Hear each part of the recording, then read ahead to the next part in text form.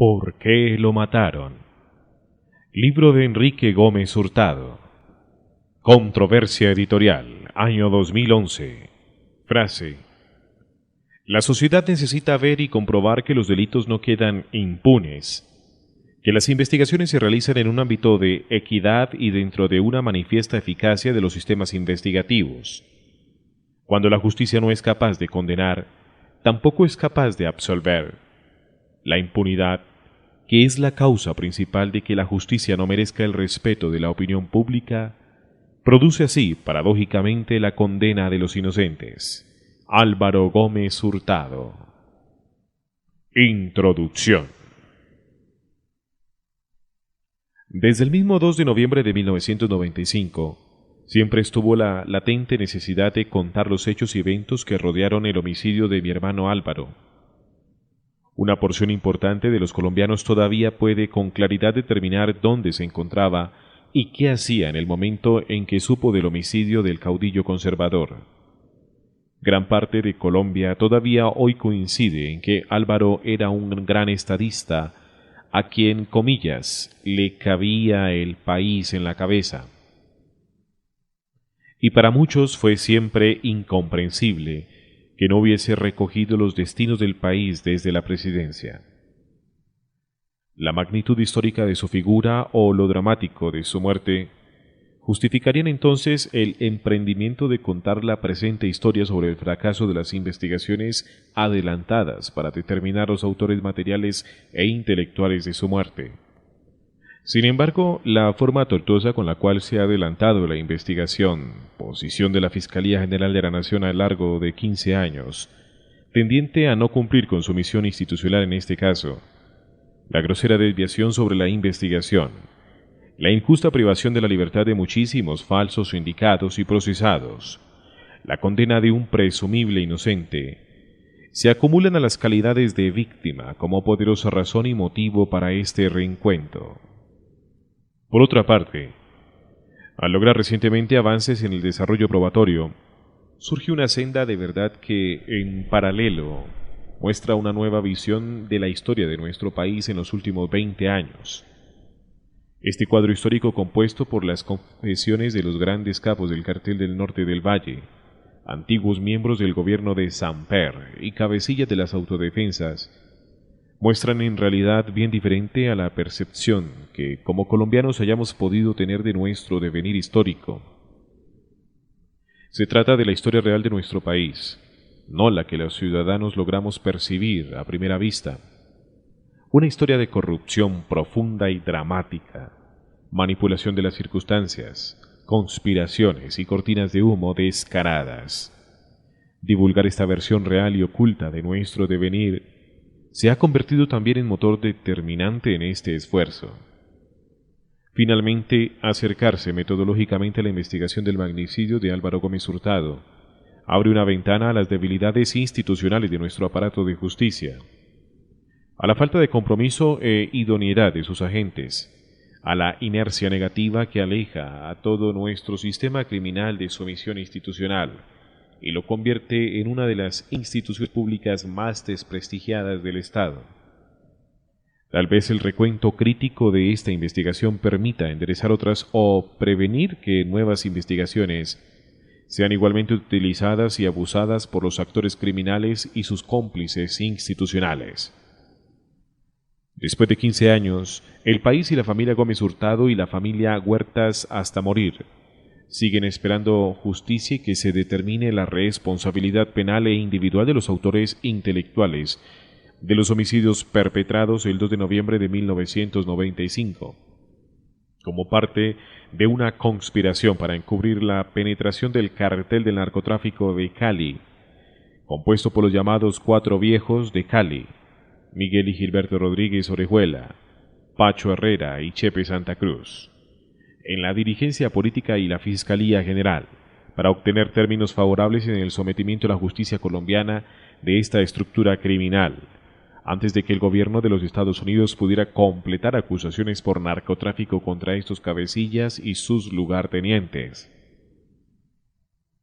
De los acuerdos alcanzados por la mafia con alta dirigencia nacional, Gran parte del país ha tenido noticia a través de los diferentes actores del llamado Proceso 8000, tales como Alberto Giraldo, Santiago Medina, Fernando Botero y otros políticos vinculados al mismo. Sin embargo, el homicidio de Álvaro Gómez pudo tener también como finalidad encubrir ante la opinión pública y eventualmente ante las autoridades de lucha contra el crimen, dentro y fuera del país, la existencia, según lo declarado por Hernando Gómez Bustamante alias Rasguño, de otros arreglos de los principales actores de la política con el Cartel del Norte del Valle, organización que para 1994 ocupaba el espacio ascendente en el tráfico mundial de estupefacientes, al haberse apoderado de las rutas y contactos a través de México hacia los Estados Unidos de América, que pertenecían al clan Ochoa de Medellín. Estos acuerdos, presumiblemente, se enfocaban a asegurarle a esta organización mafiosa la posibilidad de desarrollar su actividad de tráfico sin obstrucción de las autoridades y sin la persecución judicial o policial durante la vigencia de esa administración.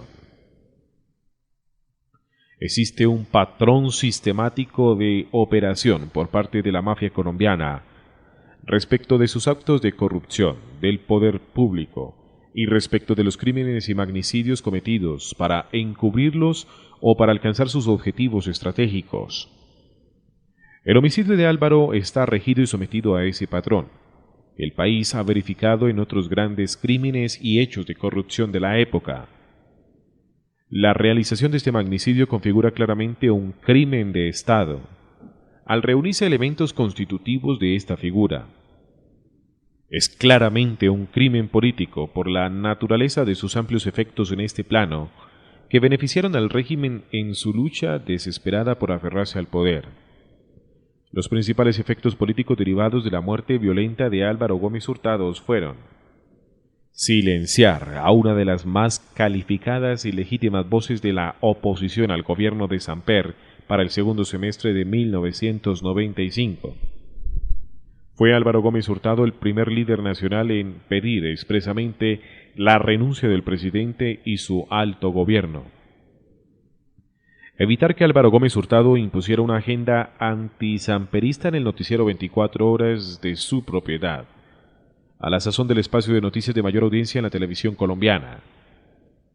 Intimidar, imponiendo un clima de zozobra a los restantes miembros de la oposición democrática y a los altos funcionarios políticos vinculados al proceso 8000 que podían eventualmente declarar contra el presidente Samper. Se trata igualmente de un crimen de Estado por la casi segura participación de agentes activos de las fuerzas del orden en su realización y coordinación.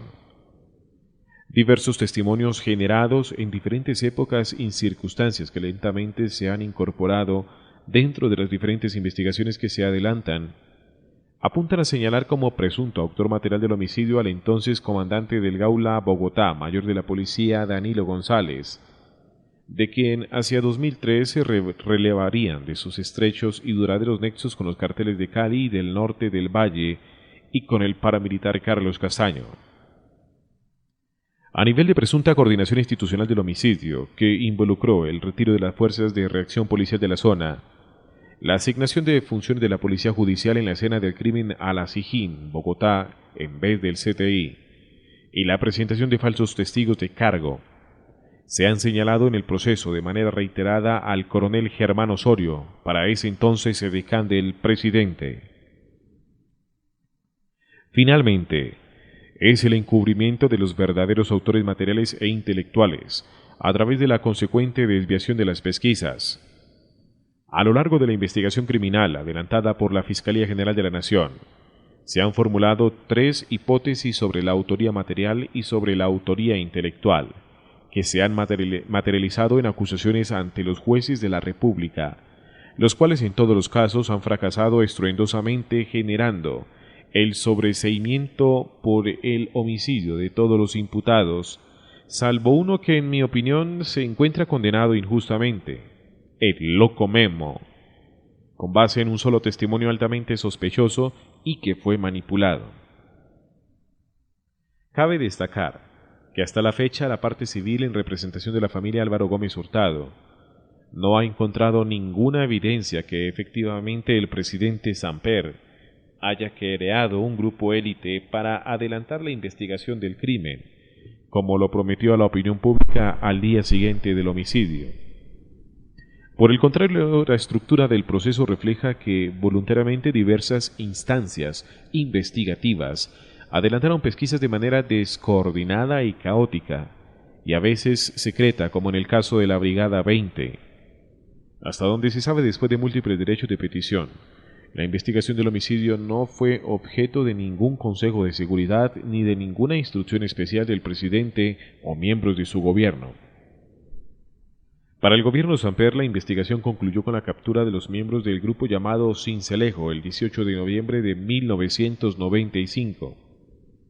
Hacia esta fecha, el gobierno nacional decidió que el crimen estaba convenientemente resuelto, y el presidente Samper había exonerado del mismo ante la prensa nacional a las mafias del narcotráfico.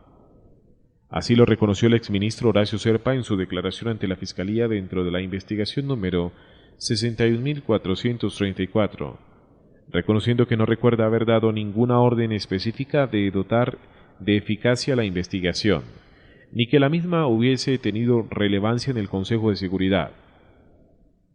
Señaló que el gobierno delegó totalmente la investigación en la Fiscalía. Esta postura del gobierno de Samper contrasta con los constantes llamados de alerta efectuados ante la muerte de Gómez Hurtado, respecto de una conspiración para dar un golpe, y la insistencia posterior de Samper, su séquito en el alto gobierno y su cercano fiscal general Gómez Méndez, en señalar la del golpe, como la causa eficaz de la muerte de su opositor político. En efecto, cabe suponer que si las denuncias que hacía el gobierno de Samper eran reales y legítimas, y si, como lo sostuvo Gómez Méndez, su máxima expresión fue la muerte de Gómez Hurtado, se habría adelantado una exhaustiva investigación con la participación decidida del Ejecutivo para revelar a los conspiradores. Mi hijo Enrique, como parte civil en la investigación, ha requerido sin éxito a Presidencia, Ministerio del Interior y Ministerio de Defensa copias de actas de los consejos de seguridad que evidencien la creación de algún grupo élite de la investigación, la intención de encubrimiento y desviación como elementos de la conspiración criminal que perdura en el tiempo, o la coyuntura que promovió la conspiración en el caso del proceso 8000, se mantienen activos y vigentes de manera notoria en la actualidad, de diversas maneras: intimidación a testigos a través del asesinato de sus parientes más cercanos, amenazas directas a los testigos, atentados terroristas, amenazas a los investigadores, la manipulación de los expedientes, el ocultamiento de las pruebas, la destrucción de la evidencia criminalística de todos los falsos testigos denunciados por los jueces en el caso, y desde la orilla institucional de la Fiscalía General de la Nación, la absoluta falta de apoyo y colaboración al fiscal investigador. Solo la extradición de nacionales a órdenes de la justicia de los Estados Unidos de América ha permitido romper el cerco de la conspiración criminal que ha colocado sobre la investigación a lo largo de años. En la medida en que esta herramienta de lucha contra la mafia ha avanzado, se han abierto posibilidades para las víctimas de este proceso de acceder a pruebas relevantes para el caso. La ruptura de la ley del silencio por cuenta de la presión e interés de las autoridades judiciales norteamericanas en el caso generó un espacio institucional y probatorio en el cual ya la descorazonada familia de Álvaro Gómez ha decidido comprometerse directamente para buscar la determinación de la responsabilidad individual penal de los autores intelectuales, inmediatos del homicidio, como nuestro único objeto, ajenos a cualquier pretensión indemnizatoria por parte de la nación, y la prevención de que la destacada inacción de la Fiscalía General de la Nación solo apunta a lograr el cabo de la prescripción de los 20 años para el delito de homicidio, con el fin de sepultar definitivamente el cadáver del encubrimiento y la desviación. Para lograr este propósito, la familia aportó una serie de recursos que, a través de la Fundación Álvaro Gómez Hurtado y la Fundación Democracia y Libertad, se conformara un equipo de abogados que durante más de 3 años han venido realizando una exhaustiva revisión del expediente sobre el magnicidio, cuyas serias conclusiones me permiten realizar la publicación de este libro. Hay que resaltar la labor de los últimos fiscales de conocimiento de la Fiscalía 20 delegada ante los jueces especializados de Bogotá, Francisco Javier Villarreal y Pablo Enrique Murcia Bermeo. La determinación del doctor Villarreal de reabrir el proceso a pruebas en abril de 2009, actuación que motivó su inmediata remoción del cargo, fue importantísima para obtener en marcha una nueva dinámica probatoria. A pesar de los riesgos personales y de la hostilidad notoria de las instancias superiores de la Fiscalía General, el fiscal Murcia ha acometido la pesada tarea de asimilar el expediente, definir un nuevo programa metodológico de investigación y materializarlo en un volumen de pruebas decretadas que exceden en los últimos 15 meses toda actividad probatoria de 7 años. Este ensayo presenta al lector una descripción de las principales hipótesis promovidas inútilmente por la Fiscalía a lo largo de los años y concluye con el estado actual de la investigación. Es pertinente también acotar que, con preocupación, hemos visto piezas procesales recientes de la investigación filtradas a los medios. Si bien es determinante que la ciudadanía tenga acceso a la información, las filtraciones en investigaciones de gravedad como la del caso de Álvaro Gómez generan diversos efectos perversos, intimidan a otros testigos y los desmotivan para declarar. Le permite a los eventualmente imputados por el testigo componer versiones y fabricar coartadas. Permite que se desacrediten testigos y habilita a terceros interesados para desviar las investigaciones. Por ello, el presente documento se remite mayoritariamente a fuentes públicas. Hace referencia a pruebas que ya han sido filtradas, ampliamente publicadas y difundidas en los medios, o que corresponden a investigaciones que sustentaron previas acusaciones de la Fiscalía y que se han hecho públicas en juicio. Concluyo esta introducción reclamando para Colombia verdad y justicia en el caso de Álvaro Gómez Hurtado. Reitero mi convicción de que después de tantos años de fracaso investigativo, esta causa y sus nuevos hallazgos ameritan por parte de la Fiscalía General de la Nación un esfuerzo técnico, transparente y sincero alrededor de las nuevas hipótesis respecto de las cuales se han recaudado importantes pruebas. Capítulo 1. Antecedentes de un magnicidio. Frase tomada de editorial del periódico El Nuevo Siglo. Comillas. El régimen se sintió en peligro cuando advirtió que contra el presidente Samper se expresaban los principales voceros de la opinión pública. El régimen está tratando de formar un ambiente de opinión entre quienes ofensivamente llama, comillas, los amigos del presidente. El régimen consiguió así que el presidente no se caiga, pero no ha logrado destruir la convicción de que no se puede quedar. 17 de octubre de 1995. La capacidad de aguante de este país no puede ser infinita y el asesinato de Álvaro Gómez es la máxima prueba de grado de disolución al que hemos llegado. Si ante este magnicidio no hay una verdadera reacción institucional, coherente y enérgica, y desde la jefatura del Estado no se ejerce el liderazgo que la sociedad reclama, los violentos de este país habrán ganado una batalla decisiva. Con este párrafo concluyó Enrique Santos su columna semanal, posterior al homicidio de Álvaro Gómez. 3 años más tarde, el entonces presidente Andrés Pastrana afirmó que Colombia no podrá reparar la pérdida de Álvaro Gómez y no podrá rendirle homenaje que se merece hasta que no se conozca la verdad de su martirio y se sancione a sus asesinos. Todos estamos a la expectativa de que pronto así ocurra.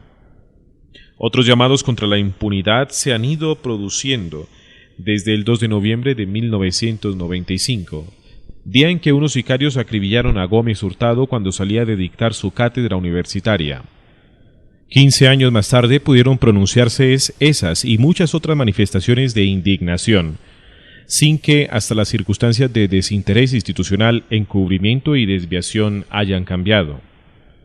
No cabe duda de que ese 2 de noviembre la mafia dio a la sociedad colombiana uno de los más duros golpes que ha recibido, no solo asesinando a uno de los dirigentes que más los combatía, sino que encargándose de mantener en la absoluta impunidad el hecho a través de los años, la batalla decisiva. 15 años después del magnicidio, parece que la han ganado los violentos. Y es que dicha batalla resulta dura y desigual para los no violentos. ¿Cómo se puede enfrentar la sociedad colombiana ante un enemigo armado, furiosamente ávido de poder político, con una inigualable capacidad de corrupción y de causar daño? ¿Cómo enfrentar a organizaciones criminales que han infiltrado al mismo Estado para desde ahí continuar su accionar y evitar ser perseguidos? ¿Cómo enfrentarse a la mafia?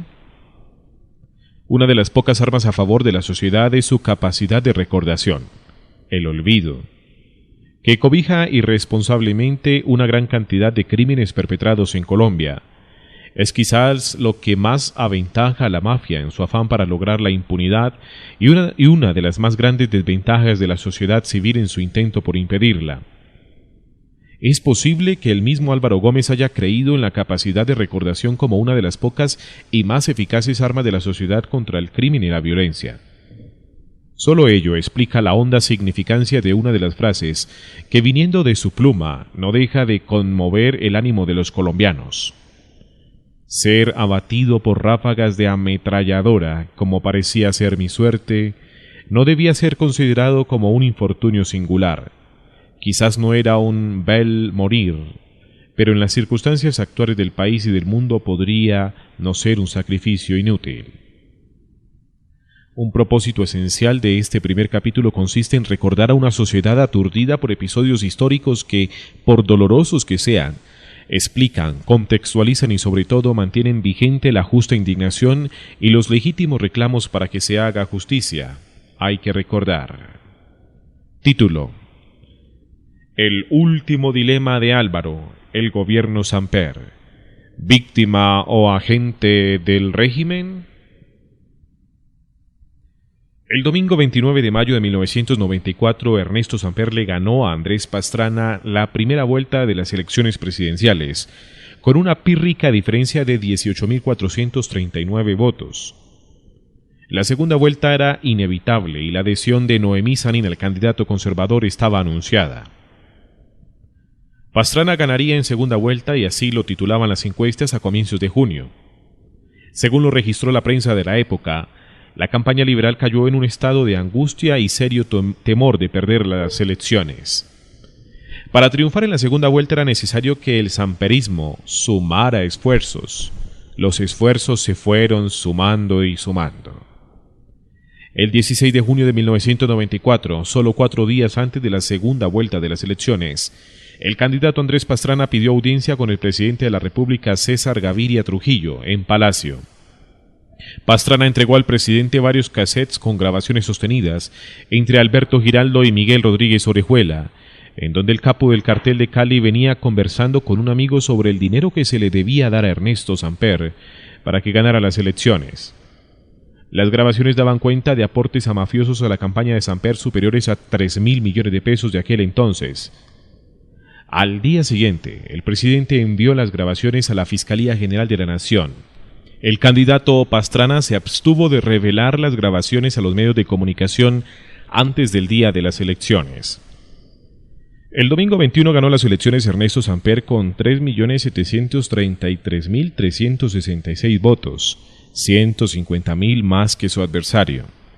Andrés Pastrana, al día siguiente, el noticiero de Televisión Nacional 24 Horas sorprendió al país con la revelación de los narcocassettes.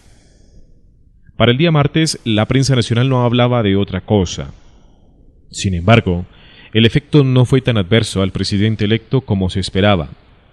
Por el contrario, siendo que el origen de la denuncia había sido el candidato derrotado, los narcocassettes fueron percibidos como una campaña de desprestigio orquestada por el mal perdedor Andrés Pastrana. Samper alegó que se trataba de un montaje. El gobierno estadounidense, mediante funcionarios del Departamento de Estado, aseguró al presidente electo y a algunos miembros de su gabinete que, en efecto, la mafia había desempeñado un papel fundamental en la financiación de su campaña. La posición americana se endureció y al poco tiempo el gobierno de ese país amenazó con vetar a Colombia. En vez de rechazo al presidente electo, en Colombia se generó cierto sentimiento de nacionalismo e indignación por las amenazas de los Estados Unidos. Nuevamente los narcocassettes fueron percibidos como un montaje hecho por el mal perdedor Andrés Pastrana y exageradas por el entrometido gobierno norteamericano. El presidente electo Samper se posesionó el 7 de agosto de 1994.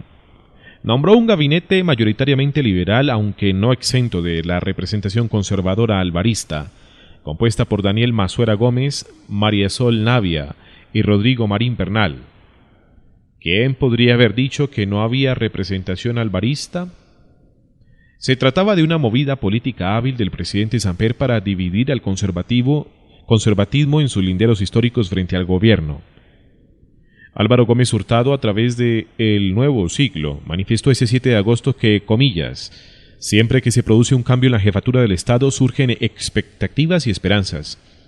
No habría por qué negárselas al nuevo mandatario, cierro comillas. La nación, entusiasmada con el advenimiento de un nuevo gobierno, parecía querer ignorar el escándalo de las narcograbaciones y creer en la buena fe del presidente.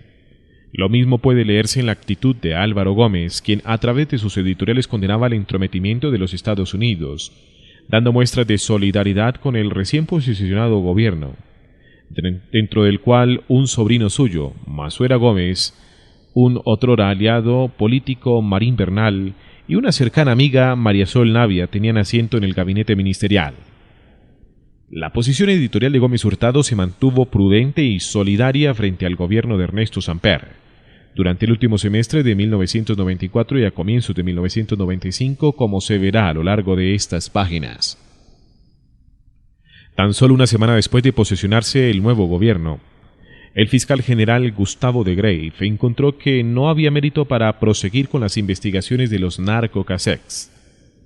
Ahora las narcograbaciones parecían un leve impasse, superado y solamente recordado por incómodos y esporádicos incidentes, como cuando en septiembre de ese año Juan Jairo Rodríguez, oficial retirado de la policía, por órdenes de su director, salió gritando del despacho de su jefe que, comillas, a mí me sacó de acá el cartel de Cali, cierro comillas. O cuando Joe Toff, director saliente de la DEA en Colombia, afirmó en octubre que lo que existía aquí era una narcodemocracia. El gobierno colombiano anunció que se les pondría límites y controles a los temerarios funcionarios de la DEA en Colombia, quienes en cualquier entrevista arremetían contra la dignidad nacional. El mismo Álvaro Gómez, desde las páginas del Nuevo Siglo, arremetió contra Joe Toff e invitó al gobierno de Colombia a, comillas, replantear las relaciones bilaterales con los Estados Unidos, por fuera del tema de las drogas, y afirmó que, comillas, resulta inmanejable una política internacional en la cual hay que dar explicaciones cada 8 días, cierro comillas. Otros eran los temas que inquietaban la agenda nacional, como la eventual negociación con la guerrilla o el problema de la dosis mínima al interior de la Corte Constitucional. Como senador, afirmé el 15 de noviembre de ese año 1994, que 100 días es poco para juzgar la mala o buena gestión del gobierno Samper.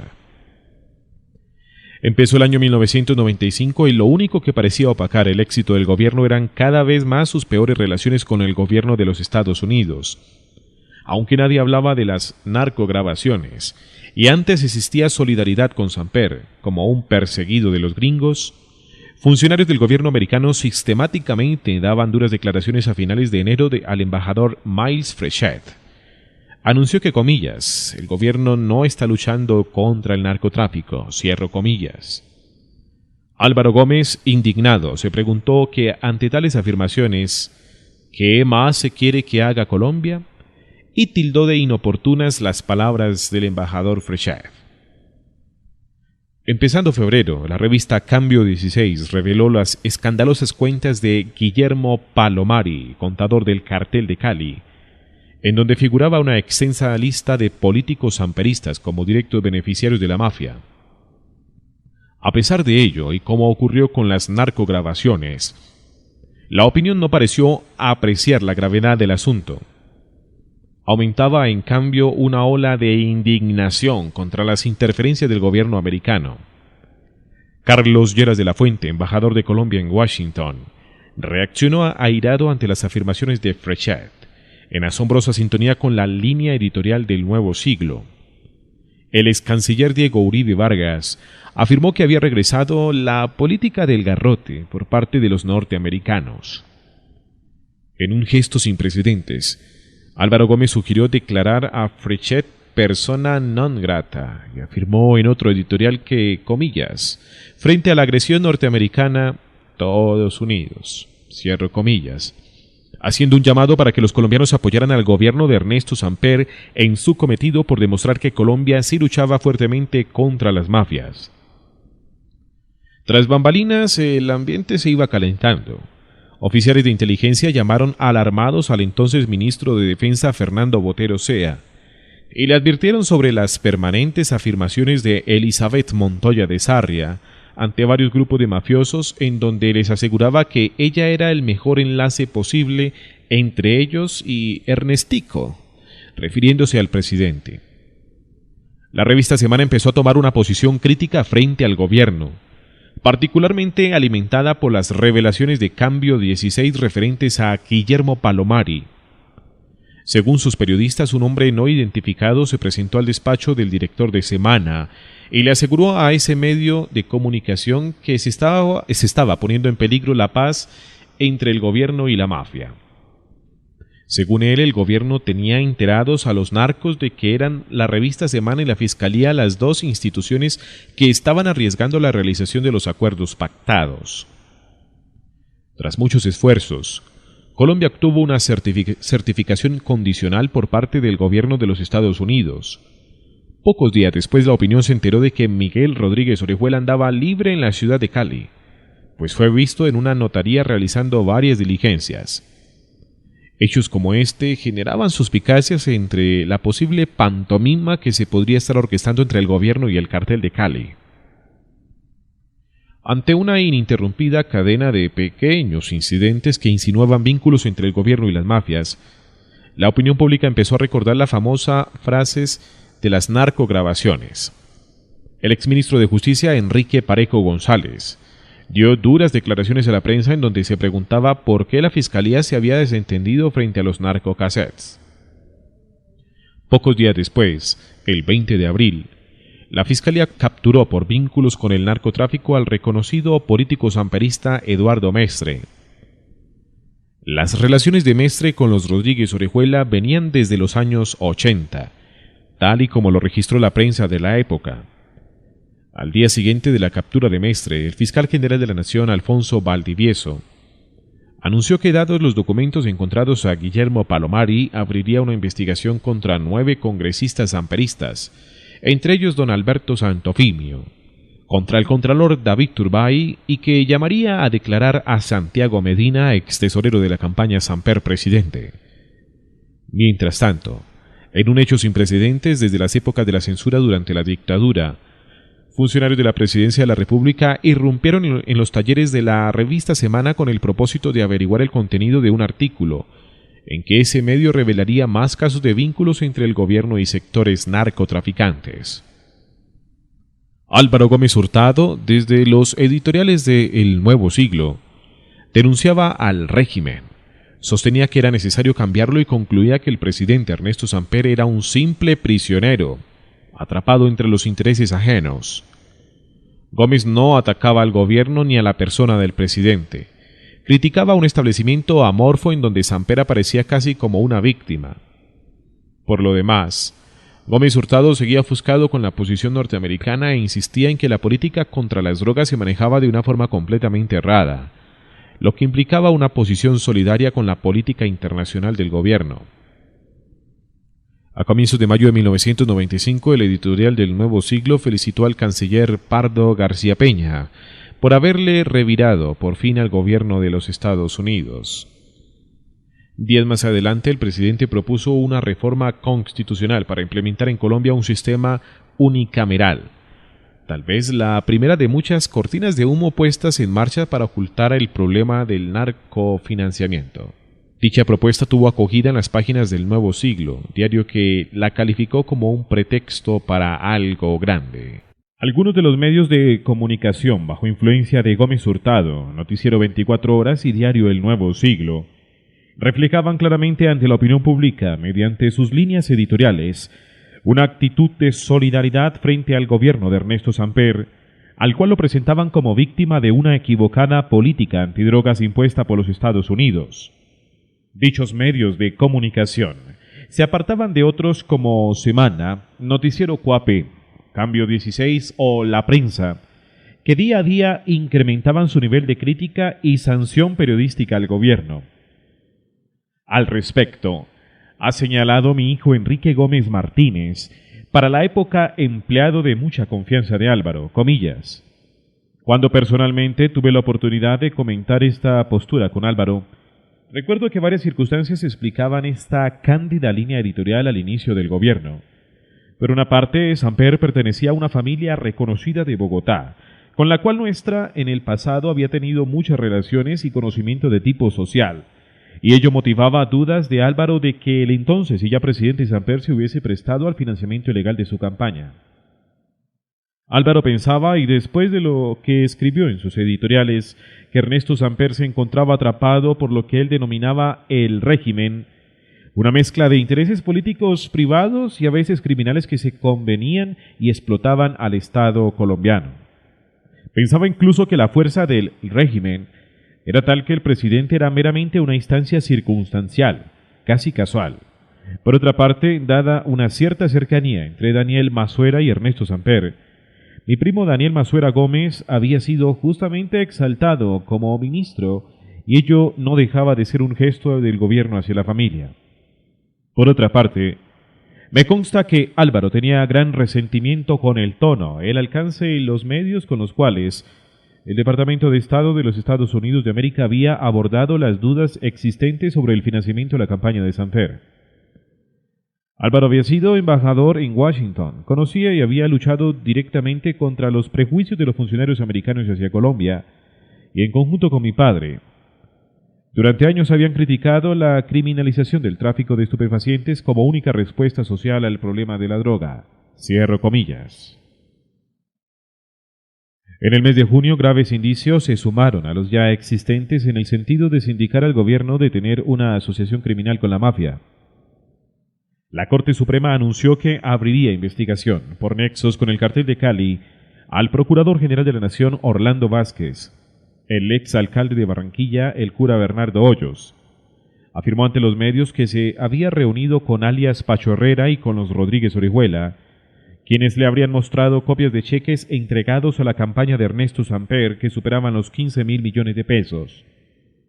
El gobierno planteó súbitamente la posibilidad de desmilitarizar un territorio para dialogar con la guerrilla. Dicha posibilidad desvió brevemente la atención pública del narcoescándalo, pero no necesariamente a favor del gobierno, pues los militares se pronunciaron públicamente en contra de tal medida. Aquí mando yo, les respondió Ernesto Samper desde Cartagena. La propuesta del gobierno fue percibida por Álvaro como una desatinada cortina de humo que, por lo demás, chocaba con los principios conservadores que él defendía. Los acontecimientos anteriores inquietaban cada vez más el ánimo de Álvaro Gómez y su posición mediática hasta entonces de alguna manera neutra. Momentos en que asumir tal o cual postura editorial resultaba esencial para la credibilidad del gobierno. Comillas, la discusión entre Álvaro y yo, recuerda mi hijo, su sobrino, ya no radicaba en el hecho de si habían o no entrado dineros del cartel de Cali en la campaña. Eso era un hecho ya asentado para nosotros, como para gran parte de la opinión pública. La discusión se centraba en tratar de establecer si Ernesto Samper era una ficha, una estrategia de largo plazo de la mafia para tomarse el poder y asegurar la no extradición y la protección de sus capitales legalizados, o era él, al contrario, una víctima de las circunstancias traicionado por sus subordinados de la campaña. Cierro comillas. Avanzaron los meses de junio y julio llenos de incidentes que salpicaban aún más la campaña Samper presidente. La relación entre Álvaro Gómez y el gobierno se iba enfriando en la medida en que Gómez tenía cada día mayores razones fácticas para desechar su hipótesis de el prisionero del régimen. Gómez, quien venía aconsejando al gobierno en ciertos temas de su interés como la reforma a la justicia o la descentralización de la policía, poco a poco fue terminando con tales intervenciones. Fernando Botero, ministro de Defensa y uno de los principales interlocutores del gobierno con Álvaro Gómez, encargado por el presidente Samper de medirle el pulso a mi hermano, ha manifestado cómo, a mediados del año 1995, su puente entre el gobierno y Gómez Hurtado se fracturaba. Durante ese mes de junio, la cantidad de entregas voluntarias y capturas a integrantes de la mafia fue abrumadora. Gilberto Rodríguez Orejuela, pacíficamente capturado en Cali. Tulio Enrique Murcillo se entregó, alias el Alacrán, séptimo hombre del cartel de Cali, también se entregó. Solo 5 días más tarde, Víctor Patiño Fomeque siguió su ejemplo y se rindió ante las autoridades. No empezaba el mes de julio cuando fue aprehendido José Santa Cruz Londoño mientras almorzaba en un restaurante de Bogotá. 4 días más tarde se entregó Fanor Arizabaleta, quinto hombre del cartel de Cali. Ante este rosario de capturas, manifiesta Enrique Gómez Martínez, recuerdo claramente una reunión con Álvaro en la cual comentamos entre risas que el gobierno estaba perdiendo la vergüenza en su simulacro de persecución contra el cartel de Cali. Recordamos en ese momento que menos de una semana antes, el director del DAS, Ramiro Bejarano, había hecho el ridículo ante el país anunciando la captura de Fanor Arizabaleta, cuando unidades del DAS habían capturado a un delincuente común con parecido físico con el quinto hombre del cartel de Cali. A los 2 días de nuestra amena reunión, con sorpresa registramos la entrega del famoso Fanor Arizabaleta, quien llegó caminando a la dirección del DAS. Recuerdo que fue tal el impacto y la coincidencia que Álvaro me llamó al celular para comentarme lo sucedido. En ese momento de mis conversaciones con Álvaro, sentí que había en él un movimiento, una transformación en su postura hacia Samper, donde aparecía cada vez más marcado en un amplio grado de cinismo. El miércoles 26 de julio la Fiscalía capturó a Santiago Medina, ex tesorero de la campaña Samper Presidente. Cuando Medina se dirigía en un carro del CTI con rumbo al DAS, recibió una llamada del ministro del Interior, Horacio Serpa. «Santiago, tranquilo que nosotros estamos con usted», le dijo. «El presidente está muy afanado y vamos a hacer lo que podamos para sacarlo de este problema». «Yo ya no les creo nada», les contestó Medina a Serpa.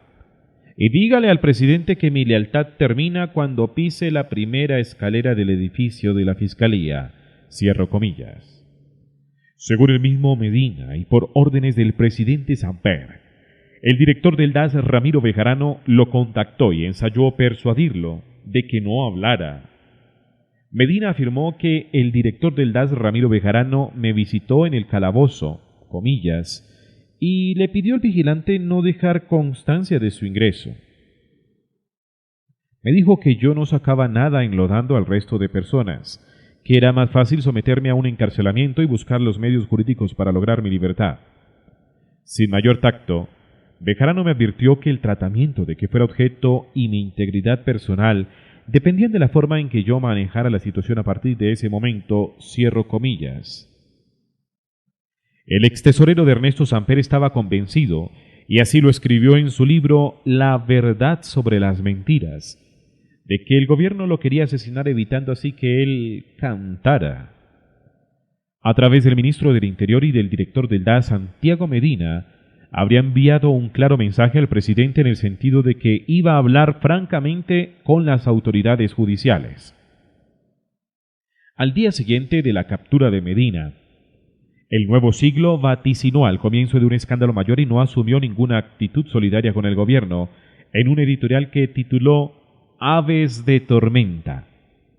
Ese mismo día, Ernesto Samper salió por televisión afirmando que, comillas, de comprobarse cualquier infiltración de dineros provenientes del narcotráfico, se habría producido a mis espaldas, cierro comillas. Dicha frase puso en guardia a personas cercanísimas al presidente, que como Fernando Botero o el mismo Medina estaban al tanto de lo que había ocurrido durante la campaña, y ahora leían en la locución de Samper una actitud de que si pasó algo, fueron ellos, yo no. El viernes 28 de julio de 1995, 2 días después de su captura, y sin importar los esfuerzos de Serpa y de Bejarano por impedir que declarara Santiago Medina, afirmó ante los fiscales que la campaña de Ernesto Samper sí había percibido dineros de miles de millones provenientes de la mafia y que este hecho fue perfectamente conocido por el entonces candidato, así como por sus más cercanos asesores, entre los cuales mencionó a Horacio Serpa y a Fernando Botero Sea.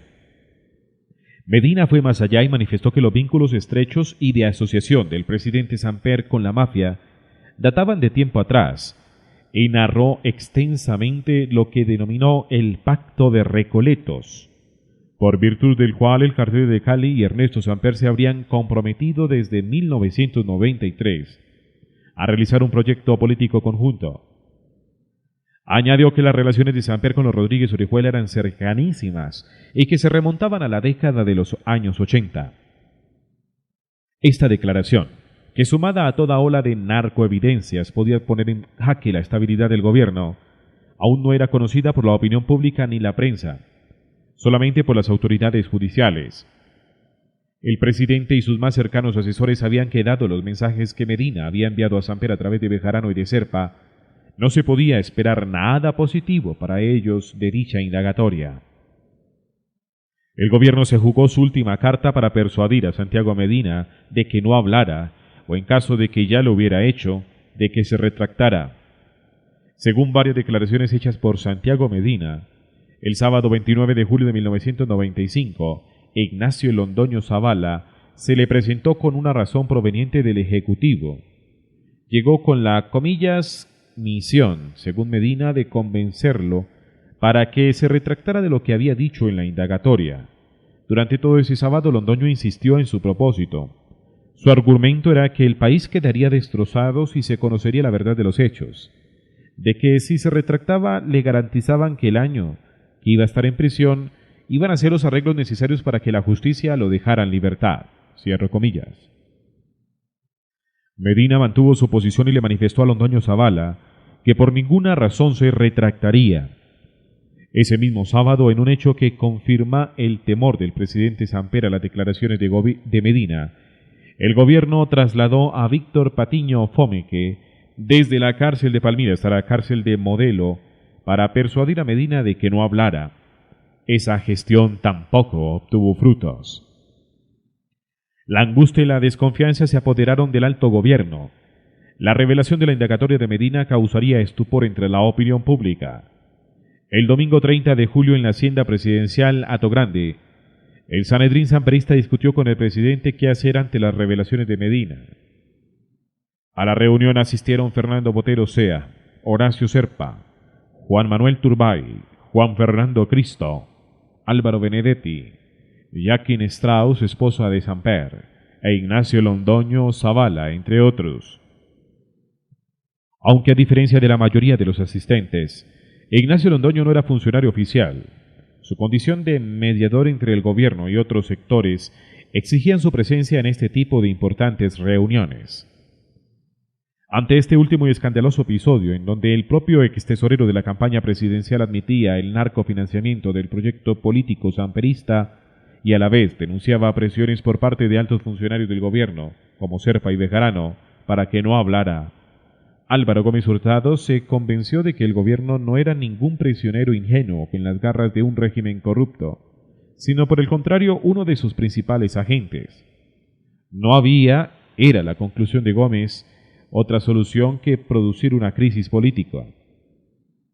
Para Álvaro se hizo evidente que existía algún tipo de acuerdo secreto entre Samper y el cartel de Cali para habilitar, antes del 31 de diciembre de 1994, la posibilidad de sometimiento a la justicia en términos sumamente favorables para los capos del cartel. Gómez Hurtado tuvo además evidencia de que se pretendía, con el arreglo del presidente, ganarle de mano una eventual acusación a los 4 de Cali por parte del Departamento de Justicia de los Estados Unidos.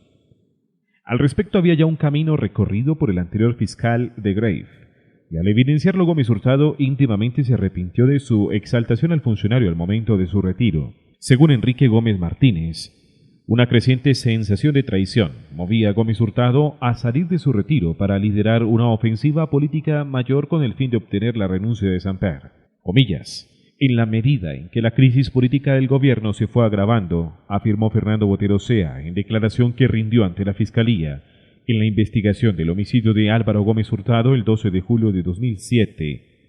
Estas reuniones, las reuniones que él llevaba sosteniendo con Álvaro Gómez, se fueron haciendo más difíciles y menos frecuentes. Las noticias que surgían en los medios de comunicación sobre la financiación presidencial de 1994 llevaron al doctor Gómez a una postura política cada vez más alejada del gobierno, hasta que estas reuniones terminaron por completo y cesó también la comunicación que yo tenía con el doctor Gómez. Entendí perfectamente lo que estaba pasando y después de un par de llamadas telefónicas que le hice y que no fueron contestadas, entendí el mensaje político, el cual respeté y acepté.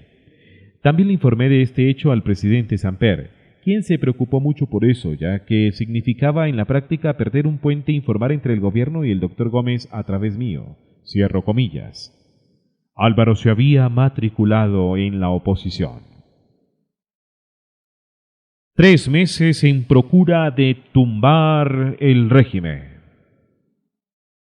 A partir del lunes 31 de julio de 1995 y hasta el día en que lo mataron, Álvaro hizo de los editoriales de El Nuevo Siglo su trinchera, desde la cual disparó incansablemente contra la permanencia en el poder del presidente Ernesto Samper. Ese lunes, Horacio Serpa y Fernando Botero desmintieron en una rueda de prensa todo lo que Santiago Medina había dicho en su indagatoria, insinuando que si algo oscuro hubiera pasado, ello habría sido culpa exclusiva del extesorero. Las declaraciones fueron hechas sobre la base de la indagatoria de Medina, la cual tenía un carácter de estricta reserva y no tenía por qué haber sido conocida por el gobierno. ¿Por qué el gobierno había tenido acceso pleno al documento que hacía parte de un proceso bajo la reserva de sumario? La pregunta fue aún más inquietante al conocerse, en denuncia hecha a los medios de la misma Fiscalía, que la indagatoria de Santiago Medina había sido robada el sábado 29 en horas de la noche. Ese lunes, El Nuevo Siglo manifestó en su editorial que, comillas, el episodio de la doble contabilidad en la campaña electoral del liberalismo ha sido desastroso para el presidente de la República. Esto origina un largo proceso de inquisición que va a ser extraordinariamente deteriorante. La consecuencia política puede conducir a legitimar la resistencia a las autoridades. Es esta una circunstancia que no se producía desde la caída de Rojas Pinilla. El régimen buscará afanosamente que no pase nada. Se buscará que haya sacrificios parciales de corderos expiatorios, pero empieza a considerarse la idea de que un cambio de protagonistas o el castigo judicial para algunos de ellos no basta para brindarle al país una salida a la moralidad. Se afianza la idea que con dolor y temor hemos expuesto de que es imprescindible tumbar el régimen. Todo él en un último esfuerzo de recuperación democrática. Pronto el país conoció la totalidad de la magnitud de la indagatoria de Santiago Medina, la cual, como era de esperarse, causó un terremoto político. Durante la mañana del miércoles 2 de agosto, el director y varios periodistas de la revista Semana, quienes lideraban la ofensiva periodística por desvelar los misterios del 8000, dimensionaron la nueva postura editorial de Álvaro Gómez y sus implicaciones, y así la registraron en su libro, El presidente que se iba a caer. El primer comentario del día en la sala de redacción de la revista fue el editorial del exdesignado Álvaro Gómez en el periódico El Nuevo Siglo. Colombia vive un escandaloso Watergate. ¿Tendrá las mismas consecuencias de aquel histórico drama? Sería una lógica conclusión. Además, ese mismo editorial manifestó que, comillas, en este momento lo que está en entredicho es la propia legitimidad de la elección presidencial. Si a un congresista se le comprueba determinados actos delictuosos, pierde su investidura. Eso mismo debería suceder con el jefe de Estado si ha incurrido en un delito. El señor Santiago Medina pareciera como si hubiera salido de los infiernos, a donde debe volver. Ahora resulta ser el único responsable de todo lo que haya pasado, comillas, a sus espaldas del candidato, hoy presidente, con los dineros que ingresaron a la campaña, y para colmo de sus males al señor Medina ya nadie lo conoce, nadie habla con él, nadie sabe cómo operaba, nadie lo había recomendado, cierro comillas. El editorial empezaba con un fulminante Serpa y Botero obligados a renunciar. Antes del mediodía de ese 2 de agosto, Fernando Botero Sea leyó su carta de renuncia al Ministerio de Defensa ante numerosos medios de comunicación. Ni el ministro del Interior, Horacio Serpa, ni el director del LAS, Ramiro Bejarano, igual y gravemente acusados en la indagatoria de Medina, renunciaron a sus cargos. Al día siguiente, el editorial del Nuevo Siglo se preguntaba: ¿y Serpa? El texto seguía así, comillas. Son tantos y tan grandes los episodios que se están sucediendo en las entrañas del régimen que hacía ya tiempo que el país no presenciaba una crisis de Estado de la magnitud de la actual. Ayer el ministro de Defensa se despedía de su cargo con expresiones sentimentales, pero ardiendo como un bonzo, mientras al frente del Ministerio del Interior inexplicablemente todavía permanece un ministro incombustible. Además, al señor Serpa fue a quien se le encontró la copa de plata sustraída de la sala durante la reunión de amigos. Es este el más ilustrativo símil de lo que pasó con la copia de la indagatoria del extesorero samperista, que el titular del Interior dijo haber recibido por medio de un conducto anónimo. A los periodistas no se nos permite apelar a anónimos como fuente para publicar pruebas. ¿Por qué si lo puede hacer impunemente un ministro? Por supuesto que en un régimen en el cual se ha perdido toda confianza, cualquier asomo de honestidad es ya dudoso. Medina, en una parte de la indagatoria publicada, afirma que su abogado, el ministro Serpa y el director del DAS lo presionaron para que no hablara. Todavía más, Medina declara que recibió una llamada del ministro Serpa para pedirle que se quedara callado. Entre Serpa, el abogado y el director del DAS se ingeniaron una maléfica trama para lograr que el extesorero no dijera nada. El señor Serpa se ha convertido en un promotor del encubrimiento. La presencia de Serpa en el gabinete representa una afrenta para la dignidad nacional, un irrespeto a la intangibilidad de las leyes y una indiscutible ofensa a las autonomías e independencia de los poderes públicos. Cierro comillas. El gobierno, en vísperas de cumplir su primer aniversario en el poder que enfrentaba, hasta el momento, era su peor crisis.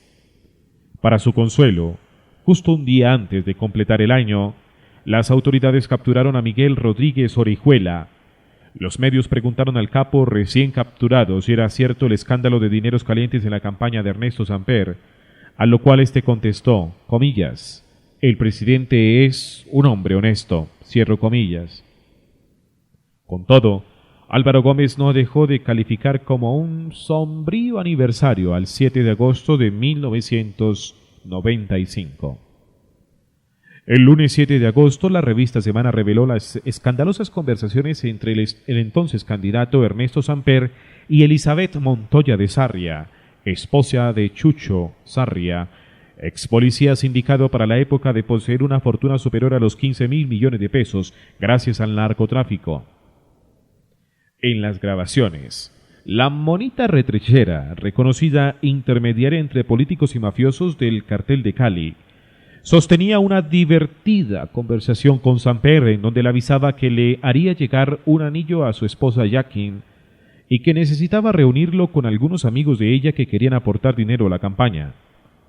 Ante la evidencia de su voz, perfectamente identificable, Ernesto Samper no negó que tal conversación hubiera tenido lugar y simplemente adujo que, comillas, la relación con la señora de Sarria tiene un origen en la estrecha amistad de negocios entre Santiago Medina y la interlocutora.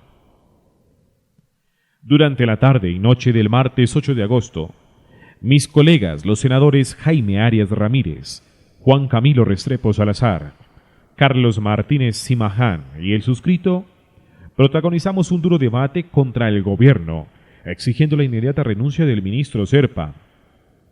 En ese mismo debate, al que asistió el fiscal general Valdivieso, este reconoció que, comillas, si hay infiltraciones del narcotráfico es en la Fiscalía General, cierro comillas.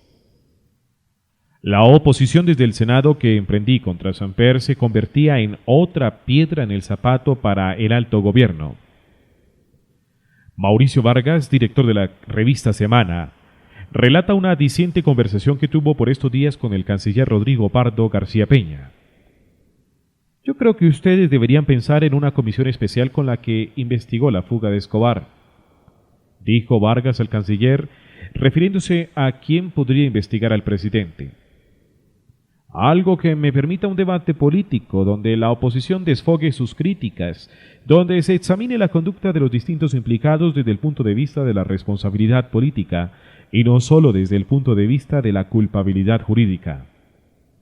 Usted puede tener la razón, interrumpió el canciller, pero el gobierno, en él hay muchos que creen que el presidente no tiene por qué inventarse una comisión especial para que lo friegue Enrique Gómez.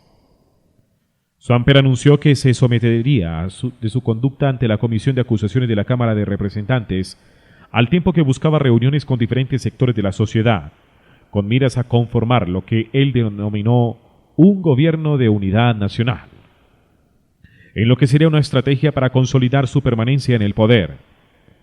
Álvaro simbolizaba un sector político importante. 5 años atrás, él había liderado el Movimiento de Salvación Nacional, que ocupó un lugar determinante en la Asamblea Constituyente de 1991, y aún tenía bastante representación en el Congreso y visibilidad ante la opinión. Por lo demás, dada la trayectoria y posición ya no electoral en que se hallaba, la adhesión pública de él al gobierno de unidad nacional propuesto por Samper hubiera representado para el Poder Ejecutivo un valioso y más que significativo apoyo. Sin embargo, así reaccionó Gómez ante la convocatoria de Samper en editorial de El Nuevo Siglo, que se publicó el 11 de agosto de 1995. Comillas, ¿convocatoria para qué? Da la impresión de que se está montando todo un ficticio parapeto, desde donde se intenta obligar un apoyo a lo desconocido. Se dice que todas las fuerzas vivas de la nación van a conformar un frente común de unidad ciudadana. No dejan de ser estas frases vagas tonos ambiguos. No hay evidencia de si la convocatoria se está haciendo en torno al gobierno y sus instituciones alrededor de la persona del presidente y su ministro del Interior. Cierro comillas. Por su parte, Andrés Pastrana Arango, sin mucho entusiasmo, manifestó ante el llamado de la unidad hecho por Samper que, si se comprobara la presencia de dineros provenientes del narcotráfico en mi campaña electoral, renunciaría a la vida pública. Días más tarde, en la locución televisada, Pastrana dijo que, comillas, hoy no solo enfrentamos un problema jurídico y político sin precedentes, enfrentamos una gravísima crisis moral. Convicciones propias de mi formación política me hacen ser en extremo respetuoso del fuero presidencial. Mas ello no me impide sugerirle al mandatario que, en bien de la nación, solicite licencia de conformidad con el artículo 194 de la Constitución Nacional para separarse de manera temporal del ejercicio de sus funciones. Por si fuera poco, las respuestas que Pastrana y Gómez Hurtado dieron al llamado a la unidad hecho por el gobierno, en la mañana del 13 de agosto salió en todos los periódicos una carta firmada por más de 100 periodistas exigiéndole al presidente Samper que renunciara. Aparte de la carta señalaban que, comillas, es necesario y urgente que todos los colombianos puedan conocer la verdad sobre los oscuros capítulos de la presencia de dineros del narcotráfico en la pasada campaña presidencial. No se puede entender desde la presidencia de la República cortinas de humo con el supuesto chantaje del cartel de Cali cuando sus cabecillas defienden públicamente al gobierno. Cierro comillas. Algunos de los 100 periodistas firmantes fueron Alejandro Santos Rubino, Vladimir Flores Blado, Álvaro Montoya Alfín, Javier Darío Restrepo, Raúl Gutiérrez y Ricardo Galán. El martes siguiente, 15 de agosto, las autoridades capturaron a Fernando Botero Sea. Entonces manifesté ante el Senado que no solo Serpa, sino también Ernesto Samper debía renunciar a su cargo. Si creen que el presidente va a renunciar, contestó Serpa, ¡mamola! Tras el acalorado debate en el Congreso, el editorial del Nuevo Siglo reaccionó así en la mañana del miércoles 16. Perdida la credibilidad, se vuelve irrisoria y protuberante la ilegitimidad del fideicomiso que la voluntad de la nación le ha entregado al jefe de Estado para gobernar. Se torna así imposible la tenencia del mando y en tal circunstancia hay que buscar salidas que permitan un cambio. Existen en la historia política del país antecedentes ilustrativos sobre el particular. El general Reyes, cuando vio que le quedaba imposible seguir mandando, se fue para Santa Marta y desde allí abandonó el país. El señor Suárez, con discreción y humildad, dejó el gobierno. Alfonso López Pumarejo renunció a la presidencia y el Congreso eligió como designado a Alberto Lleras Camargo, con el objeto de que se encargara del Ejecutivo por periodo faltante. El general Rojas Pinilla viajó al exterior y nombró una junta militar, para que la nación pudiera regresar a la vida civil y a la democracia. Estos antecedentes son prueba de que Colombia ha podido superar las crisis presidenciales y que cuando los mandatarios pierden la credibilidad hay que facilitarles una solución digna para que puedan hacer dejación del mando en forma que no cause grandes trastornos ni alteraciones en el normal desarrollo político y constitucional de la nación. Esa misma noche, Ernesto Samper decretó el estado de conmoción interior, comillas, para luchar contra la violencia. Álvaro interpretó este gesto como otra cortina de humo del gobierno con el propósito de encubrir y seguir tapando la irrefutable realidad del narcoescándalo. Esa misma semana, Mauricio Vargas, director de la revista Semana, fue amenazado de muerte. Días después confirmó que tales amenazas provenían de un celular del Palacio de Nariño.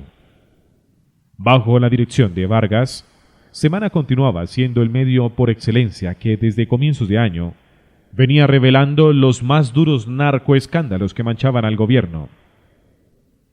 El clima de violencia y amedrantamiento aumentó al conocerse que el conductor de Horacio Serpa fue asesinado por varios sicarios mientras se dirigía a dar una declaración ante la Fiscalía.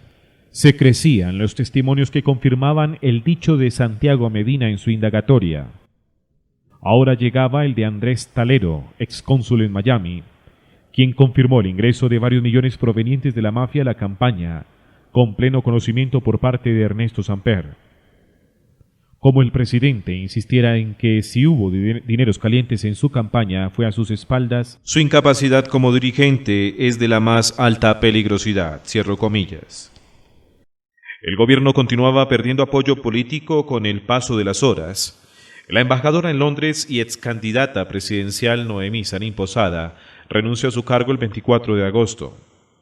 Juan Manuel Santos ya había retirado su apoyo al gobierno en columna, que se publicó a mediados de ese mes. Pocas semanas más tarde, Gloria Pachón de Galán, viuda de Luis Carlos Galán Sarmiento, renunció a la embajada en París.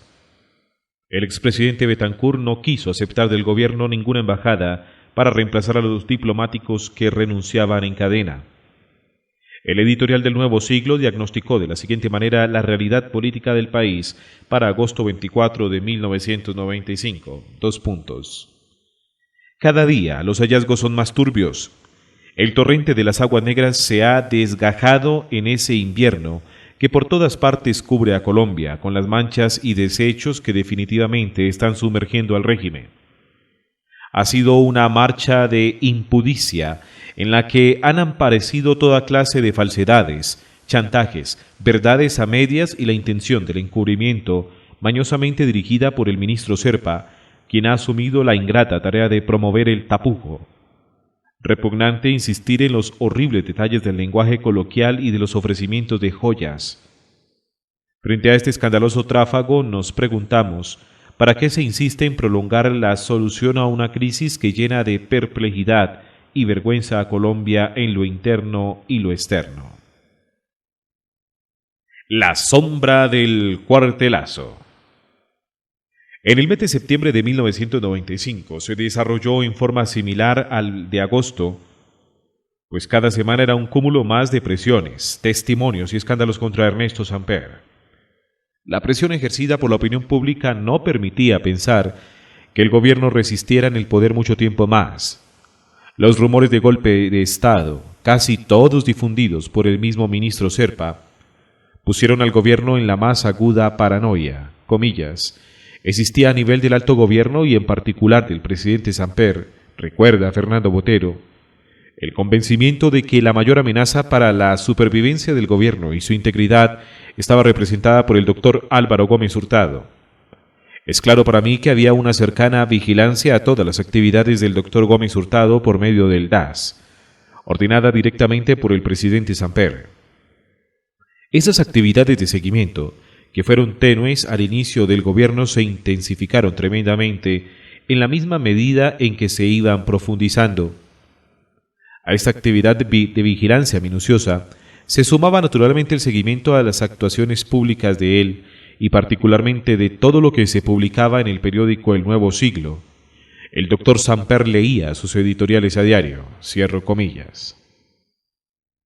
El 6 de septiembre de 1995, encabecé un nutrido grupo de congresistas que firmaron la Declaración por la Decencia, en donde, además de exigir nuevamente la renuncia de Samper, nos manifestábamos indignados de lo que los parlamentarios samperistas Alberto Santofimio y Carlos Espinosa Faciolins quisieran acusar al fiscal general de estar conspirando contra el gobierno y se propusieran montarle un debate televisado en el Congreso, dadas las investigaciones que se desarrollaba contra varios políticos que participaron en la campaña Samper presidente.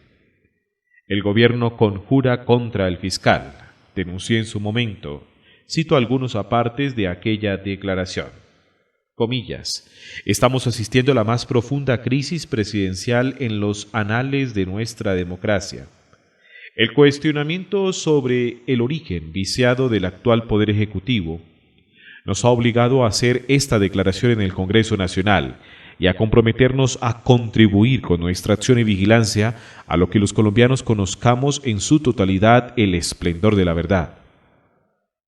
Nos viene a la memoria el ejemplo de Suárez, Reyes, López Pumarejo y aún Rojas Pinilla, quienes con patriotismo, luego reconocido, prefirieron su retiro a una investigación que habría hecho inestable el ejercicio del poder.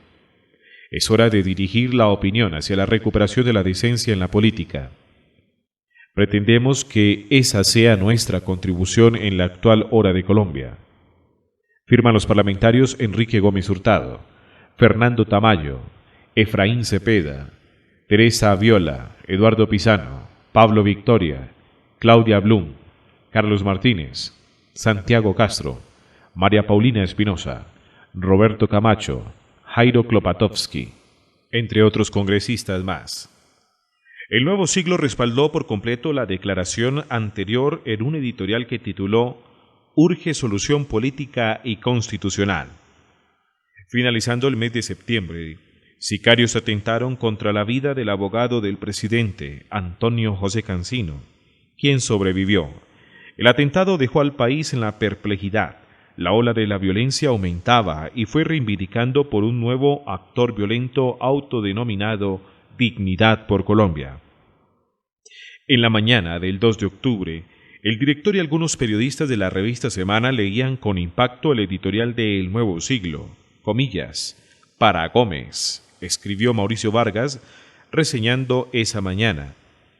Era difícil que Samper salvara su responsabilidad en el ingreso de los narcodineros a la campaña, porque la Constitución misma señalaba que el candidato era quien debía responder por las cuentas de su organización política. La vehemente crítica y gravedad de los editoriales de Gómez pasaba de castaño a oscuro con el paso de los días. En uno titulado El halo de la fatalidad, anunciaba que ya no hay cómo describir el deterioro del país, cierro comillas. Pocos días después, el general Luis Bernardo Orbina filtró a los medios de comunicación algunas grabaciones en las que el representante de la Cámara Heine Mogollón, designado para investigar al presidente Samper en lo referente al escándalo de su campaña, conversaba con funcionarios públicos sobre un desvío de recursos de Finagro a su campaña de reelección en la costa. Dentro de la conversación, Mogollón iría a sumar muchos puntos con el presidente. La poca credibilidad que tenía Mogollón se fue al piso y con ella las expectativas sobre la posibilidad de un proceso serio al presidente en la Cámara de Representantes. El Consejo Gremial Nacional alarmado por la situación de descrédito internacional del país, pidió mesura a las declaraciones públicas de funcionarios del gobierno e insinuó que ponía en riesgo a las exportaciones. Tanto en los gremios económicos como entre muchos políticos y militares, había importantes sectores públicamente adversos a la permanencia de Samper en la cabeza del gobierno nacional. A mediados de octubre, los generales retirados Zamudio y Landazábal afirmaron en diferentes declaraciones públicas que el presidente de la República tambaleaba en su cargo, no debido a que el ejército estuviera orquestando un golpe, sino a la ilegitimidad intrínseca que capturaba al gobierno. Una de las formas legales para que salga el presidente Ernesto Samper Pizano podría ser la de que el Congreso de la República elija un nuevo vicepresidente y que él se haga cargo de la presidencia. El presidente tambalea, concluyó Landazábal, pero no porque haya ruido de sables. El gobierno se encargó de propagar graves rumores según los cuales se estaba poniendo en marcha un plan para derrocar al presidente Samper, perpetrado por los norteamericanos, los enemigos de la paz nacional, según él, y algunos sectores de la oligarquía. Horacio Serpa hizo fuertes declaraciones a la prensa en ese sentido. Cuando me preguntaban si hay una conspiración contra el presidente o el jefe de Estado, dijo el ministro, yo respondo que sí. Cuando me preguntan que si es de la DEA, a eso a mí me suena. He sabido que altos funcionarios de la Embajada Americana en reuniones sociales hacen toda clase de conjeturas y de especulaciones de si se va a caer el presidente. El entonces director del DAS, Ramiro Bejarano, fue más allá y afirmó que los conspiradores no eran revolucionarios de café, sino ejecutores de un plan de sofisticada superlativa, orquestada por intereses extranjeros con intereses nacionales, una conjunción de propósitos para derrocar al presidente. El propio presidente Samper, en alocución televisada que dio el 26 de septiembre, afirmó a los colombianos que contra él se fraguaba una conspiración internacional. Desde el Congreso, un grupo de parlamentarios samperistas encabezados por Carlos Alonso Lucio hicieron eco a los rumores que promovía el gobierno e insistieron en que había una grave conspiración golpista contra el presidente Samper, orquestada principalmente por el gobierno norteamericano. Los rumores de golpe que eran propagados por el propio gobierno generaron en la mafia un altísimo grado de paranoia y temor. Según Hernando Gómez Bustamante, alias Rasguño, quien para dicha época era un poderoso cabecilla del cartel del norte del Valle, la mafia se sintió acorralada y en peligro por la posibilidad de un golpe de Estado. Rasguño afirmó que para algunos sectores de la mafia asociados con el gobierno, el doctor Álvaro Gómez estaba ambientando un golpe de Estado dentro de los militares y los grandes ricos de Bogotá. Entonces que el gordo, Samper, Horacio, mandaban la razón con el gordo Nacho de que hagamos lo que sea para parar a Álvaro Gómez, que porque si hay un golpe militar van a coger a todo mundo y van a extraditar a todo mundo, y que ellos también temen de una extradición de ellos como ocurrió en Panamá con Noriega. Rasguño prosiguió e indicó que para la mafia Álvaro Gómez era percibido como un hombre totalmente gringo, que era un hombre totalmente gringo e iban a empezar a eso en Colombia, y pasaría a ser una finca del gobierno americano total, y que los gringos se iban a meter todos allá, y que ahí sí no teníamos para dónde coger, cierro comillas. Rasguño afirmó que por estas fechas, varios emisarios de la mafia fueron enviados a hablar con Álvaro Gómez con el propósito de comprar su lealtad, o al menos su neutralidad al gobierno. Según el capo, Gómez Hurtado no colaboró en absoluto con estos intentos. Al doctor Álvaro fue imposible arrimarle. Tratamos por todos los medios de buscarle animar, que se arrimara para que se quedara quieto, y ese hombre es muy jodido.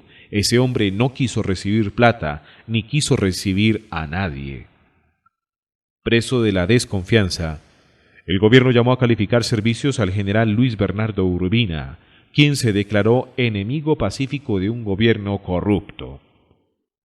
El gobierno veía conspiraciones e intentos de golpe en los gremios, en los militares, en la DEA, en los parlamentarios de oposición, y en todo un sinnúmero de sectores que llegó a calificar de conspis, cierro comillas. Fernando Botero afirmó que para la época, comillas, el doctor Álvaro Gómez representaba una amenaza para el gobierno del doctor Samper por 3 razones. En primer lugar, porque lo que tenía a su favor el gobierno en el sentido de una oposición fragmentada, sin una cabeza visible, podría desaparecer de la noche a la mañana con la presencia del doctor Álvaro Gómez, que tenía el prestigio y la incuestionable jefatura para hacerse la imagen ante la opinión pública del gran líder de la oposición. Ninguna otra figura política podía representar ese papel. Segundo, porque el doctor Álvaro Gómez tuvo un tránsito de una postura favorable al gobierno en su inicio, en que se fueron conociendo los detalles relacionados con la financiación de la campaña presidencial de 1994.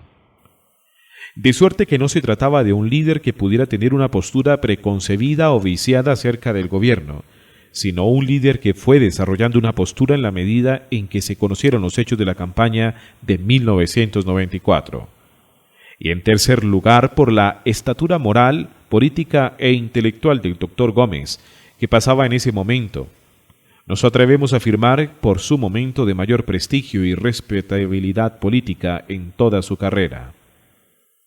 Había sido uno de los grandes arquitectos de la nueva constitución política y había adquirido la imagen de gran estadista en el panorama político colombiano.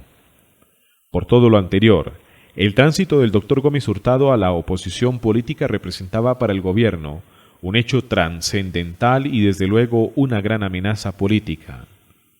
Se ha podido demostrar, por medio de la prensa y testimonios de la época, que para mediados y finales de 1995 sí existía un importante inconformismo en cabeza de varios sectores de la sociedad que clamaba por la renuncia del presidente Ernesto Samper. El hecho anterior, sin lugar a dudas, tuvo que generar grandes dificultades para el gobierno nacional y en nada facilitaba su ánimo de mantenerse en el poder y no ceder ante las múltiples invitaciones a la renuncia. Lo que nunca ha podido ser demostrado es el intento serio y organizado de dar un cuartelazo contra el presidente Samper en cabeza de militares u otros sectores de la oposición.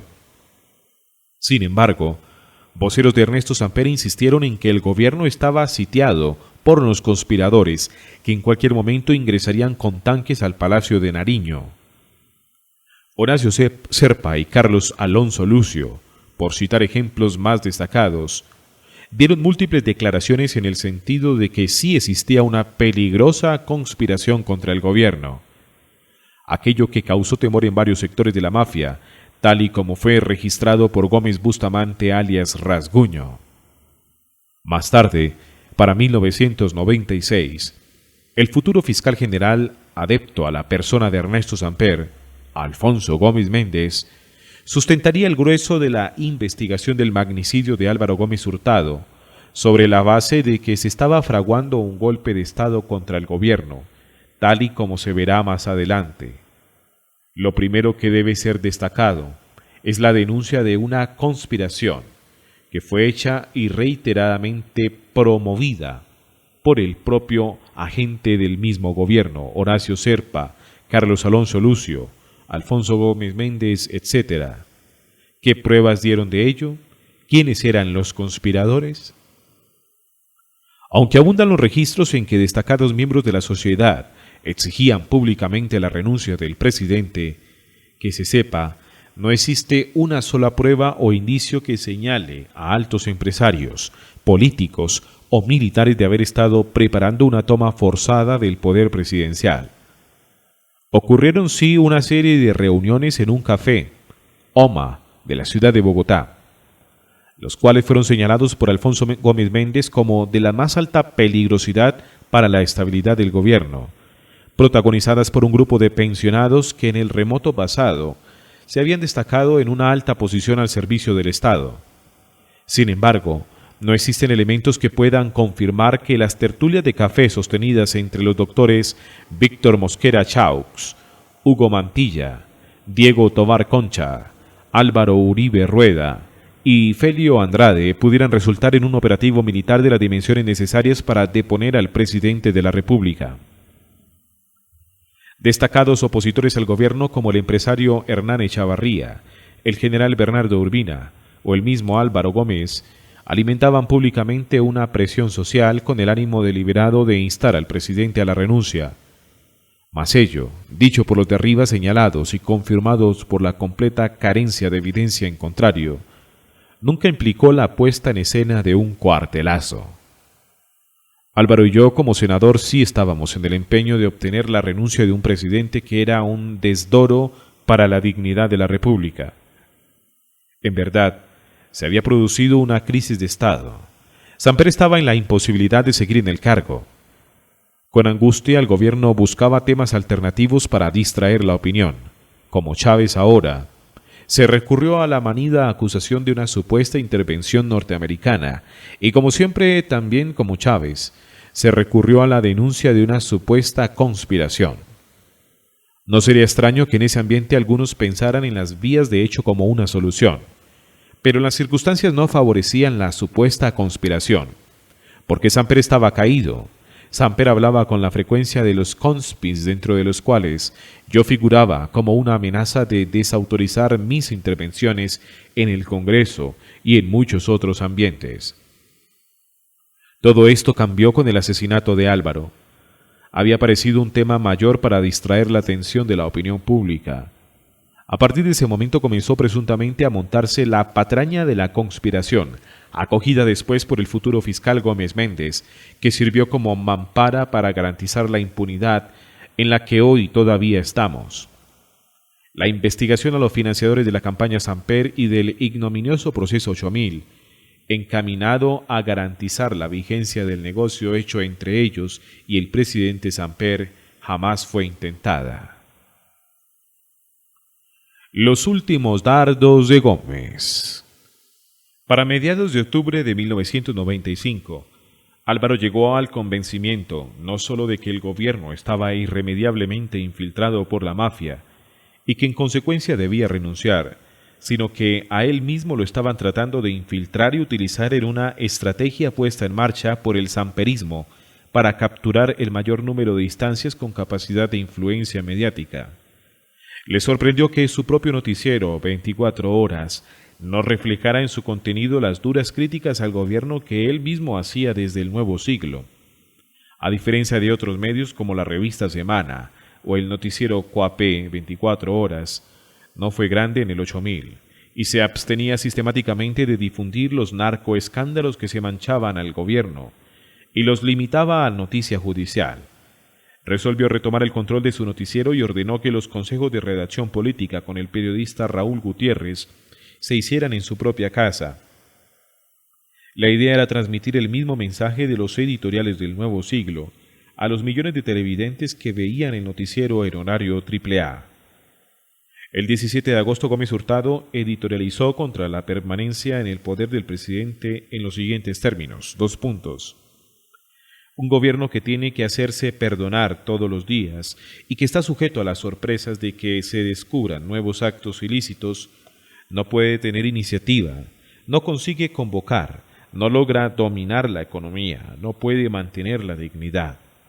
Todo esto es evidente y por ello volvemos a proponerle a los colombianos la única política posible: tumbar al régimen. En octubre 23 editorializó que el presidente no se puede quedar. Un país que no marcha, que todos los días muestra síntomas de disolución, finalmente encuentra una salida. Nosotros la hemos señalado muchas veces: hay que tumbar el régimen. El 30 de octubre el editorial del Nuevo Siglo manifestó que, la opinión pública ha llegado a una evidencia, que en la campaña presidencial del señor Samper sí hubo dineros del narcotráfico, que fueron cuantiosísimos, que se emplearon intensamente para ganar la segunda vuelta de las elecciones y que finalmente se obtuvo de un triunfo por una débil mayoría, que bien pudo ser comprada por las millonadas de recursos ilícitos que se gastaron. Este hecho, ya comprobado, es lo que ilegitima al régimen que padecemos. Por eso nosotros hemos sostenido que el único propósito político válido es tumbarlo, cierro comillas. Esa misma noche, los colombianos vieron a través del noticiero 24 horas a Álvaro Gómez repitiendo lo que había escrito en la editorial del Nuevo Siglo, comillas: El presidente no se va a caer, afirmó Gómez en televisión, pero tampoco se puede quedar. Cierro comillas. Los periodistas de la revista Semana, Mauricio Vargas, Jorge Lesmes y Edgar Telles, coincidieron en que a esas alturas, para Ernesto Samper, Álvaro Gómez se había convertido en el más importante y respetado de sus críticos, el hombre que desde los editoriales del Nuevo Siglo se había atrevido antes que nadie a pedirle a aquel su renuncia. Una cosa era Gómez editorializando contra Ernesto Samper en un periódico de circulación intermedia en la ciudad de Bogotá, y otra muy distinta era que el exdesignado utilizara el noticiero con más audiencia en el mejor horario para expresar su afirmación de que el presidente no se cae, pero no se podía quedar. A finales de octubre de 1995, la oposición de Álvaro comenzaba a adquirir un carácter mediático altamente peligroso para la estabilidad del presidente Samper en su cargo. El martes 31, El Nuevo Siglo repitió un editorial en el mismo sentido que el día lunes. Álvaro Gómez Hurtado planeaba continuar cada vez con mayor intensidad sus intervenciones en televisión a través del noticiero 24 horas. No nos imaginábamos que el jueves de esa misma semana, 2 de noviembre de 1995, hace ya 15 años, fuera asesinado por varios sicarios mientras salía de dictar clase en la Universidad Sergio Arboleda.